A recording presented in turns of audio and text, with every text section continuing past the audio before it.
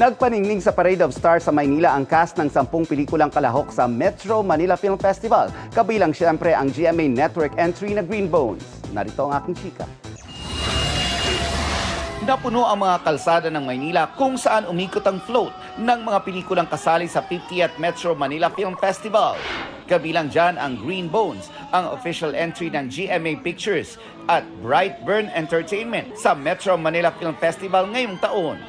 Thankful ang mga bida ng pelikula na sina Dennis Trillo at Ruru Madrid at direktor nitong si MMFF 2023 Best Director Zig Dulay sa patuloy na pagdami ng humahanga at na-excite na mapanood ang pelikula.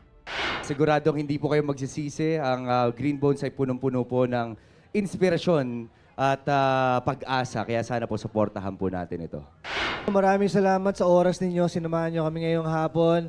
Sana po tulungan nyo kaming ipakalat ang magandang balita na marami pong magagandang entries ngayong 50th anniversary ng Metro Manila Film Festival. Ngayong araw, biyaheng Cebu naman si Dennis para mag-promote ng Green Bones.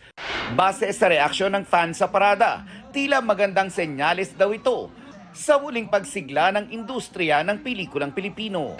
Siguro ito yung grandest MMFF so far. Nakita nyo naman po yung preparations, even yung paghahanda ng mga producers at mga artista. So I'll take this opportunity to ask the support. Siguro po namin na magaganda po yung pelikulang ina-offer natin.